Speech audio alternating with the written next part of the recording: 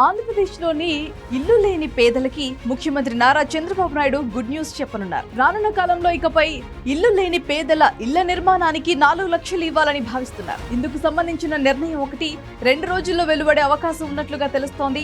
పేదల ఇళ్ల పథకానికి ఒక్క రూపాయి కూడా సొంతంగా కేటాయించకుండా 10 ఏళ్ల పాటు కాలం గడిపిన వైసీపీ ప్రభుత్వ నిర్వాహకంతో కేంద్రం అప్రమత్తమైంది. ఎన్నికల ముందు తమ ప్రతినిధుల బృందాన్ని రాష్ట్రానికి పంపింది.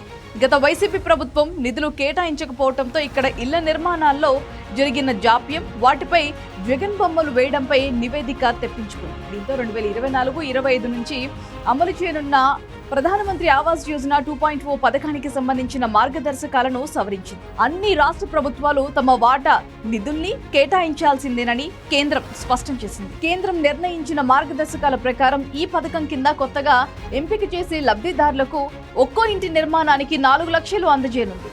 ఇందులో కేంద్రం తన వాటాగా 2.50 లక్షలు అందించనుంది. రాష్ట్ర ప్రభుత్వం వాటాగా ఖచ్చితంగా మరో 1.50 లక్షలు ఇవ్వాలని స్పష్టం చేసింది. సాంకేతికతను వినియోగించి రాష్ట్ర ప్రభుత్వం చేపట్టే నిర్మాణాలకు కేంద్రం అదనంగా మరికొంత సహాయాన్ని అందించనుంది.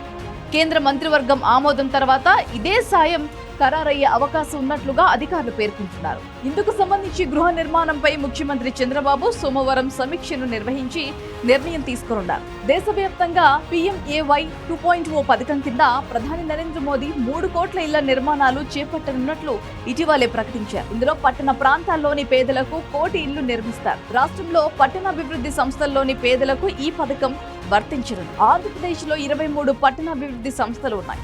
ఇక్కడి పేదలకు ఒక్కో ఇంటి నిర్మాణానికి 4 లక్షలతో పాటు ఉపాధి హామీ పథకం కింద మరో 30,000 అందజేసే అవకాశం ఉంది. వైఎస్ జగన్మోహన్ రెడ్డి అధికారంలో ఉండగా 30 లక్షల మందికి ఇళ్ల పట్టాలు అందించినట్లు ప్రచారం చేసుకున్నారు. కానీ వాస్తవంగా 20 లక్షల మందికే ఇచ్చారు. వాటిలో 18.64 లక్షల ఇళ్ల నిర్మాణాలు చేపట్టారు. అందులో కేవలం 6.50 లక్షల ఇళ్లు మాత్రమే పూర్తి కాగా మరో 4 లక్షల ఇళ్లు పునాది దశ కూడా దాటలేదు. మిగిలినవన్నీ వివిధ దశల్లో ఉన్నాయి. గతంలో పట్టణాలు, పట్టణాభివృద్ధి సంస్థల్లో ఒక్కో ఇంటి నిర్మాణానికి కేంద్రం 1.50 లక్షలు అందించింది. దీంతో పాటు పట్టణాభివృద్ధి సంస్థల్లో ఉపాధి హామీ పథకం కింద మరో 30,000 ఇచ్చింది. కానీ వైసీపీ ప్రభుత్వం పట్టణాల్లో ఒక్కో ఇంటికి 30,000 చొప్పున అందించి చేతులు దులిపేసుకుంది. ఇక గ్రామీణ ప్రాంతాల్లో అయితే డబ్బులు ఇవ్వాల్సి వస్తుందని దాదాపు 2 లక్షల మందికి ఇల్లే మంజూరు చేయలేదు. దీన్ని గుర్తించిన కేంద్రం అప్పట్లోనే జగన్ ప్రభుత్వాన్ని తప్పుపట్టింది. కేంద్రం గృహ నిర్మాణాల కోసం ఇచ్చిన 5,000 కోట్లను ఇతర వాటికి మళ్లించారు అప్పటి ముఖ్యమంత్రి జగన్మోహన్ రెడ్డి.